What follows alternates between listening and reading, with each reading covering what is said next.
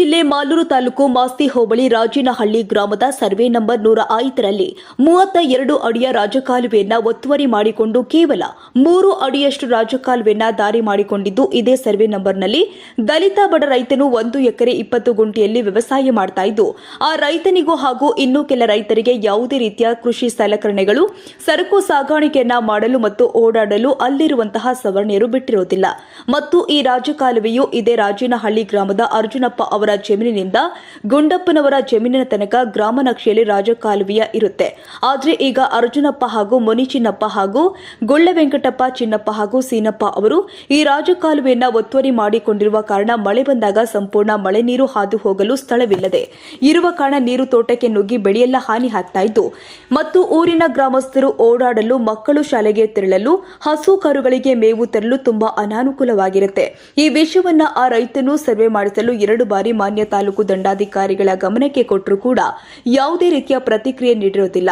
ಈ ಘಟನೆಯು ಭೀಮ್ ಸೇವಾ ಸಮಿತಿ ಸಂಘಟನೆಯ ಗಮನಕ್ಕೆ ತಿಳಿದ ತಕ್ಷಣ ತಂಡವು ನೊಂದ ರೈತರ ಕುಟುಂಬವನ್ನು ಭೇಟಿ ಮಾಡಿ ಸಂಪೂರ್ಣ ಮಾಹಿತಿ ಪಡೆದು ಸಂಬಂಧಪಟ್ಟ ಮಾನ್ಯ ಮಾಲೂರು ತಾಲೂಕು ದಂಡಾಧಿಕಾರಿಗಳ ಗಮನಕ್ಕೆ ಹಾಗೂ ರೈತರಿಗೆ ಯಾವುದೇ ರೀತಿಯ ತೊಂದರೆಯಾಗದಂತೆ ವ್ಯಾಪ್ತಿಗೆ ಬರುವಂತಹ ಮಾಸ್ತಿ ಪೊಲೀಸ್ ಠಾಣೆಗೆ ದೂರು ಕೊಟ್ಟು ಆದಷ್ಟು ಬೇಗ ಮಾನ್ಯ ತಾಲೂಕು ದಂಡಾಧಿಕಾರಿಗಳು ಆ ಬಡ ದಲಿತ ರೈತನಿಗೆ ಮತ್ತು ಸಾರ್ವಜನಿಕರಿಗೆ ದಾರಿಯ ವ್ಯವಸ್ಥೆಯನ್ನ ಒದಗಿಸಿ ಮತ್ತು ಒತ್ತುವರಿ ಮಾಡಿರುವಂತಹ ರಾಜಕಾಲುವೆ ಜಾಗವನ್ನ ತೆರವುಗೊಳಿಸಿ ಮಳೆ ನೀರು ತೋಟಗಳಿಗೆ ನುಗ್ಗದಂತೆ ರಾಜಕಾಲುವೆ ವ್ಯವಸ್ಥೆಯನ್ನು ಕೂಡ ಮಾಡಿಕೊಡಬೇಕು ಅಂತ ಭೀಮ್ ಸೇವಾ ಸಮಿತಿ ಸಂಘಟನೆಯು ಗಮನಕ್ಕೆ ನೀಡಿದ ಕ್ಷಣ ಆದಷ್ಟು ಬೇಗ ದಾರಿಯ ವ್ಯವಸ್ಥೆ ಮತ್ತು ಮಳೆ ನೀರು ಹೋಗಲು ಕಾಲುವೆ ವ್ಯವಸ್ಥೆಯನ್ನ ಮಾಡದಿದ್ದಲ್ಲಿ ಭೀಮ್ ಸೇವಾ ಸಮಿತಿ ಸಂಘಟನೆಯು ತಾಲೂಕು ಕಚೇರಿ ಮುಂಭಾಗ ರಸ್ತೆ ತಡೆ ಮಾಡಿ ಬೃಹತ್ ಮಟ್ಟದ ಅರೆಬೆತ್ತಲೆ ಪ್ರತಿಭಟನೆಯನ್ನ ಮಾಡಲಾಗುತ್ತೆ ಅಂತ ಇದೇ ಸಂದರ್ಭದಲ್ಲಿ ಜೈ ಭೀಮ್, ಜೈ ಸಂವಿಧಾನ್, ಜೈ ಭಾರತ್, ಜೈ ನೀಲಿ ಸಲಾಂ ಚಾಲಕರ ಘಟಕ ಬೆಂಗಳೂರು ಗ್ರಾಮಾಂತರ ಜಿಲ್ಲಾಧ್ಯಕ್ಷರು ಮುನಿರಾಜ, ಆಟೋ ಚಾಲಕರ ಘಟಕ ಬೆಂಗಳೂರು ಗ್ರಾಮಾಂತರ ಜಿಲ್ಲಾಧ್ಯಕ್ಷರು ಶ್ರೀನಾಥ್,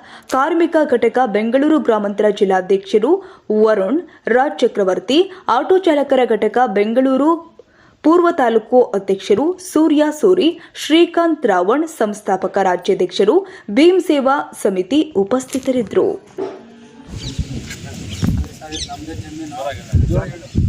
ನಮ್ಮದೇ ಜಮೀನು ಇದು ಹಾಕಿದ್ದಾರೆ.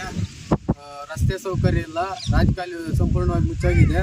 ಬೆಳೆ ಮೇಲೆ ನೀರು ಬಂದು ಎಲ್ಲ ಹರ್ಕೊಂಡೋಗಿ ಯಾರು ತೆಗಿಯೋರು ಬರ್ತಾ ಎಲ್ಲ ನಾಶ ಆಗಿದೆ ಅಂದ್ಬಿಟ್ಟು ಯಾರು ಬರ್ತಾ ಇಲ್ಲ ಸರ್. ಅದರಿಂದ ನಾವು ಇಲ್ಲಿ ಜೀವನ ಮಾಡೋದು ಕಷ್ಟ ಆಗಿದೆ. ಮಕ್ಕಳು ಮರಿ ಓಡಾಡೋಕ್ಕೂ ತೊಂದರೆ. ಬೆಳೆ 3 ಲಕ್ಷ ರೂಪಾಯಿ 4 ಲಕ್ಷ ರೂಪಾಯಿ ಬೆಳೆ ನಷ್ಟ ಆಗಿದೆ. ಇದುವರೆಗೂ ನಾವು ಸರ್ವೆಗೆ ಹಾಕಿದ್ರು ಸರ್ವೆ ಸರಿಯಾಗಿ ಮಾಡಲಿಲ್ಲ. ಬಂದು ಇಲ್ಲಿ ಏನೂ ಮಾಡ್ತಾ ಇಲ್ಲ, ಎಲ್ಲ ತೊಂದರೆ ಆಗಿದೆ. ನೋಡಿ ಸರ್, ಎಲ್ಲ ಬಂದು ಇವಾಗ ಹೇಳ್ತಾರೆ ನೋಡಿ, ಬೆಳೆ ಹಾಕಿದ್ರು ಫಸಲ್ ಬಂದಿದ್ರು ತಗೊಳೋದಕ್ಕೆ ರಸ್ತೆ ಇಲ್ಲ ಸರ್, ಅನುಕೂಲ ಬರ್ತಾ ಇಲ್ಲ ಸರ್. ನಮ್ಮ ನೀವು ಒತ್ತು ಕೊಡಿ ಅಂತ ಹೇಳ್ತಾ ಇದ್ದಾರೆ. ಇಲ್ಲಿ ರಸ್ತೆ ಬೆಳೆ ಎಲ್ಲ ನಷ್ಟ ಆಗ್ತದೆ. ಸುಮಾರು ವರ್ಷಗಳಿಂದ ನಾವು ಬಿಟ್ಕೊಂಡು ಆಗ್ತಲ್ಲ, ಜೀವನ ಮಾಡಕ್ ಆಗ್ತಲ್ಲ ರೈತರು ನಾವು. ನೋಡಿ, ಇವಾಗ ನಾವು ಮಾರಾಟಕ್ಕೆ ಬಂದಿದ್ರು ಫಸಲ್ ಬಂದಿದ್ರು ಏನು ಬೀಟ್ರೋಟು ಇದೇ ರೀತಿ ಪಕ್ಕದಲ್ಲಿ ನೌಕಲ್ ಹಾಕಿರ್ತಾರೆ. ಸುಮಾರು 1.5 ಎಕರೆಯಿಂದ 2 ಎಕರೆ ಅದನ್ನು ರೋಡ್ ಹಾಕ್ಬಿಟ್ಟು ಅದನ್ನು ಸಂಪೂರ್ಣ ನಾಶ ಮಾಡಿರ್ತಾರೆ. ಕಾರಣ ಈ ರೈತರಿಗೆ ಸರಿಯಾದ ಸೂಕ್ತವಾದ ದಾರಿ ಇರಲ್ಲ. ಇವಾಗ ಮತ್ತೆ ಈ ರೈತ ಏನು ನೊಂದು ಹಾಕಿರೋ ಬೀಟ್ರೋಟ್ಗೆ ಯಾವುದೇ ರೀತಿ ಒಬ್ಬ ದಲ್ಲಾಳಿನ ಆಗಲಿ ಯಾರೇ ಆಗಲಿ ಇಲ್ಲಿ ಬಂದು ಮಾರಾಟಕ್ಕೆ ತೊಗೊಳಕ್ಕಾಗ್ದಿರ ಹಂಗೆ ನೊಂದು ಇದಕ್ಕೂ ನಾನು ರೋಡ್ ನನ್ನ ಕುಟುಂಬ ನಾನು ಬೀದಿ ಪಾಲಾಗ್ತೀನಿ, ಬೀದಿಗೆ ಬರಬೇಕಾಗುತ್ತೆ. ನಮಗೇನಾದ್ರೂ ಮತ್ತೆ ಈ ಬೆಳೆ ನಾಶ ಆದರೆ ಸಂಪೂರ್ಣ ನೆಕ್ಸ್ಟ್ ಮುಂದೆ ಯಾರು ತಾಲೂಕು ದಂಡಾಧಿಕಾರಿಗಳಾಗಲಿ ಮತ್ತು ಸಂಬಂಧಪಟ್ಟ ರೆವಿನ್ಯೂ ಡಿಪಾರ್ಟ್ಮೆಂಟ್ನ ಅಧಿಕಾರಿಗಳಲ್ಲಿ ಇವರೇ ನೇರ ನಮ್ಮ ಕುಟುಂಬಕ್ಕೆ ಹೊಣೆ ಆಗ್ತಾರೆ ಅಂತ ಹೇಳ್ಬಿಟ್ಟು ನಾನು ಹೆಚ್ಚು ಕಮ್ಮಿ ಮಾಡ್ಕೊಂತೀನಿ ಅಂತ ನೊಂದ ಒಂದು ರೈತ ಇವತ್ತಿನ ದಿನ ಗಮನಕ್ಕೆ ಕೊಡ್ತಾ ಇದ್ದಾರೆ. ದಯವಿಟ್ಟು ಏನು ಮಾಲೂರು ತಾಲೂಕಿನ ಜನಪ್ರತಿನಿಧಿಗಳಾಗಲಿ ಸಂಬಂಧಪಟ್ಟ ಅಧಿಕಾರಿಗಳಾಗಲಿ ಸ್ಥಳಕ್ಕೆ ಬಂದು ಪರಿಶೀಲನೆ ಮಾಡಿ ಈ ರೈತರಿಗೆ, ಒಂದೇ ರೈತರಲ್ಲ, ಇಲ್ಲಿ ಸುಮಾರು 50 ತೋಟಗಳಿದ್ದಾವೆ, ಎಲ್ಲರಿಗೂ ಒಂದು ಉಪಯೋಗ ಆಗುವಂತೆ ಒಂದು ರಸ್ತೆನೋ ಒಂದು ರಾಜಕಾಲುವೆ ಮಾಡಿಕೊಟ್ಟು ಅವ್ರಿಗೆ ಉಪಯೋಗ ಮಾಡೋದಾದರೆ ತುಂಬ ಚೆನ್ನಾಗಿರುತ್ತೆ. ಇಲ್ಲಾಂದರೆ ಕೂಡಲೇ ಏನು ನಮ್ಮ ದಲಿತ ಸಂಘಟನೆಗಳು ಮತ್ತು ನಮ್ಮ ಭೀಮ್ ಸೇವಾ ಸಮಿತಿ ವತಿಯಿಂದ ಸಂಬಂಧಪಟ್ಟ ಕಚೇರಿ ಮುಂಭಾಗ ಒಂದು ಬೃಹತ್ ಮಟ್ಟದ ಒಂದು ಪ್ರತಿಭಟನೆ ಮತ್ತು ಅರೆಬೆತ್ತಲೆ ಹೋರಾಟದ ಮುಖಾಂತರ ಕೋಲಾರ ಜಿಲ್ಲೆಯ ಅಧಿಕಾರಿಗಳನ್ನ ಬಿಸಿ ಮುಟ್ಟಿಸಬೇಕಾಗುತ್ತೆ. ಇದು ಎಚ್ಚರಿಕೆ ಕೊಡ್ತಾ ಇದ್ದೀರಿ. ನಾವು ರೈತರು ಬಂದು ಕೇಳ್ಕೊಂಡು ಬೆಳೆ ನಷ್ಟ ಆಗಿದೆ, ಬೆಳೆ ಪರಿಹಾರ ಕೊಡ್ತೀರಿ, ಅದು ಮಾಡ್ತೀರಿ ಇದು ಮಾಡ್ತೀರಿ ಅಂತೇಳಿ ಜಂಬ ಕೊಚ್ಕೊತಾರೆ. ದಲಿತರು ಓಟ್ ಬೇಕಾಗಿಲ್ಲ, ದಲಿತರಿಗೆ ಸಪೋರ್ಟ್ ಮಾಡೋಂಗಿಲ್ಲ, ಏನು ಮಾಡೋಂಗಿಲ್ಲ. ಓಟ್ಬೇಕಾದ್ರೆ ಒಂದೊಂದು ಓಟು ಇಂಪಾರ್ಟೆಂಟ್ ಅಂತ ಬಂದು ಕೇಳ್ಕೊಂಬರ್ತಾರೆ. ನಾವು ಓಟ್ ಹಾಕಲ್ಲ, ನಮ್ಮ ಮನೆ ಹತ್ರ ಬರಲ್ಲ, ಎಲ್ಲ ಇವ್ರನ್ನ ಕಳಿಸ್ತಾರೆ. ಮೆಂಬರ್ಗಳನ್ನ ಇವ್ರನ್ನ ಕಳಿಸ್ತಾರೆ, ಅವ್ರ ಮನೆ ಹತ್ರ ಓಟ್ ಕೇಳ್ರಿ, ಅವ್ರ ಮನೇಲಿ ಅಷ್ಟಿದ್ದಾರೆ ಇಷ್ಟಿದ್ದಾರೆ ಅಂತ ಕೇಳ್ತಾರೆ. ಈಗ ನಮ್ಗೆ ನಷ್ಟ ಆಗಿದೆ.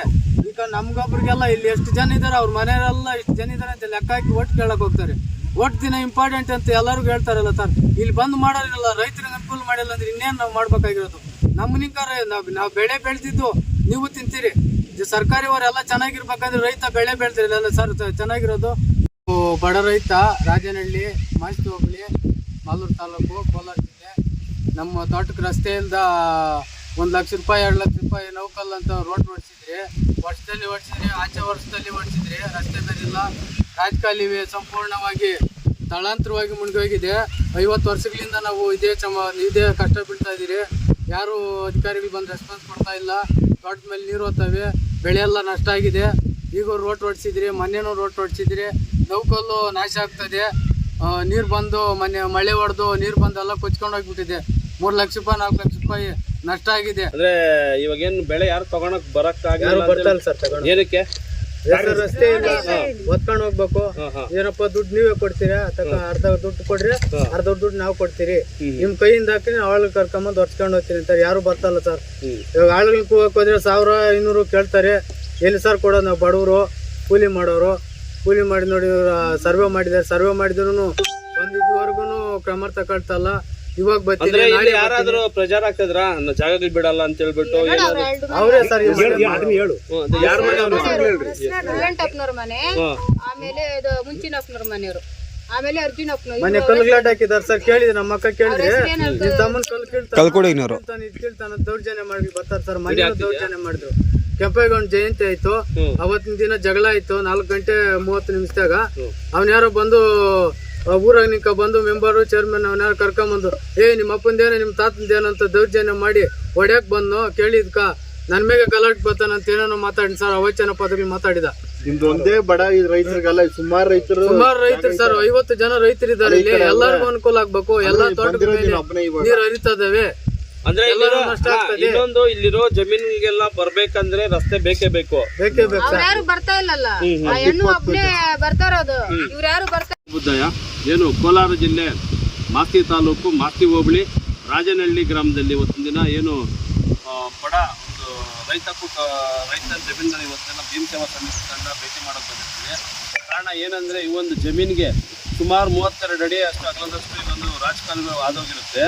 ಇವತ್ತಿನ ದಿನ ಈ ಜಮೀನಲ್ಲಿ ಇವ್ರು ವ್ಯವಸಾಯ ಮಾಡಬೇಕಂದ್ರೆ ಇವ್ರಿಗೆ ಬೇಕಾದಂಥ ಏನು ಕೃಷಿಗಾಗಲಿ, ಇಲ್ಲಿ ವ್ಯವಸಾಯ ಮಾಡೋಕ್ಕಾಗಲಿ, ಒಂದು ಟ್ರ್ಯಾಕ್ಟರ್ ಆಗಲಿ, ಏನೋ ಒಂದು ದನ ಕರುಗಳಾಗಲಿ ಸಾಗಿಸ್ಬೇಕಂದ್ರೆ ಏನೇ ಒಂದು ಸಂಬಂಧಪಟ್ಟ ಸಾಮಗ್ರಿಗಳು ಸಾಗಿಸ್ಬೇಕಂದ್ರೆ ತುಂಬ ತೊಂದರೆ ಆಗ್ತದೆ. ಈ ವಿಚಾರವನ್ನು ಸಂಬಂಧಪಟ್ಟ ಏನು ತಾಲೂಕು ದಂಡಾಧಿಕಾರಿಗಳ ಗಮನಕ್ಕೆ ಮತ್ತು ಸಂಬಂಧಪಟ್ಟ ರಾಜಸ್ವ ನಿರೀಕ್ಷಕರಿಗೆ ಎಲ್ಲರಿಗೂ ಕೊಟ್ಟರು ಯಾವುದೇ ರೀತಿ ಸಂಬಂಧಪಟ್ಟ ಅಧಿಕಾರಿಗಳಲ್ಲಿ ಧ್ವನಿ ಎತ್ತಿರೋದಿಲ್ಲ. ಈ ಕಾರಣಕ್ಕೆ ನಾವು ಏನು ಕುಟುಂಬವನ್ನು ಈ ಒಂದು ರೈತರನ್ನ ಭೇಟಿಯಾಗಿರ್ತೀರಿ. ಹಣ ಏನು ತೊಂದರೆ ಆಗಿರೋದಿಲ್ಲ. ನಮಗೆ ದಾರಿಯಲ್ಲಿ 50 ವರ್ಷ ಹಿಂಕನು ರೋಡ್ ಇದು ನಕಾಸ ಇದೈತೆ ರಾಜಕಾರಿ. ಆ ನೀರೆಲ್ಲ ತೋಟ ಮೇಲೆ ಬರ್ತದೆ. ಟ್ಯಾಕ್ಟ್ರಿ ಬರೋಕೆ ದಾರಿ ಇಲ್ಲ, ಬಂಡಿ ಬರೋಕೆ ದಾರಿ ಇಲ್ಲ. ನಾವು ಓಡಿ 5 ಕಿಲೋಮೀಟರ್ 1 ಕಿಲೋಮೀಟರ್ ಕರ್ಕೊಂಡು ಹೋಗ್ಬೇಕು ಎತ್ಕೊಂಡು. ಏನು ಮಾಡಿ ವ್ಯವಸಾಯ ಮಾಡೋಕೆ ನಮ್ಮ ಕೈಲಿ ಆಗ್ತಲ್ಲ. ಯಾರು ಅಧಿಕಾರಿಗಳು ಕುಳ್ಕೊಂಡು ಮಾಡ್ತೀನೋ ಅವ್ರು ನ್ಯಾಯ ಮಾಡ್ತಲ್ಲ. ನಮ್ಗೆ ಇದು ತೊಂದರೆ ಆಗೈತೆ. ಈ 50 ವರ್ಷಕ್ಕೂ ಯಾರು ಹೇಳಿದ್ರು ಏನು ಮಾಡ್ತಲ್ಲ. ಮಾಲೂರು ತಾಲೂಕು ಅಧಿಕಾರಿಗಳು ಕರೆದ್ರೆ ಅವ್ರು ನ್ಯಾಯ ಬಂದು ಮಾಡ್ತಲ್ಲ.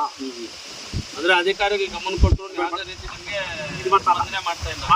ಅಂದ್ರೆ ನಿಮ್ 32 ಅಡಿ ಜಾಗ ರಾಜಕಾಲುವೆ ಅಂತ ಮಾಡಿಸ್ಕೊಟ್ರೆ ನಿಮ್ಗೆ ರಸ್ತೆಗೆ ಮತ್ತೆ ಕಾಲುವೆಗೆ ಎಲ್ಲಾ ರೀತಿಯಲ್ಲಿ ಅನುಕೂಲ ಆಗುತ್ತೆ. 2 ಕಡೆ ಕರ್ಮ ಮಾಡ್ಸೋದು, 2 ಕಡೆ ಕರ್ ಮಾಡಿಸ್ಲಿ. ಈ ಸರ್ವಿಸ್ ನಮ್ಮ ಜಮೀನು ಬಿಟ್ಬಿಡ್ಲಿ, ಖರಾಬ್ ಜಮೀನು ಮಾಡಿಕೊಡ್ಲಿ. ನಮ್ಗೆ ಬೇಡ, ಬೇಕಾಗಿಲ್ಲ. ಜಾಗ ಇದ್ರೂ ಅಧಿಕಾರಿಗಳಲ್ಲಿ ಬೇಜವಾಬ್ದಾರಿ ತೋರ್ತವ್ರೆ. ಇವಾಗ ನಿಮ್ಗೆ ರಸ್ತೆ ತೆರವು ಮಾಡಿಕೊಟ್ರೆ ಜಾಗನ ನೀವು ಕಾಲುವೆ ಮತ್ತೆ ರಸ್ತೆ ನೀರು ಬಿಡಿಸ್ಕೊಡ್ಬೇಕು ನಮ್ಗೆ. ನಮ್ದು ನಮ್ದು ಇದು ತೋರ್ಸಪ್ಪ.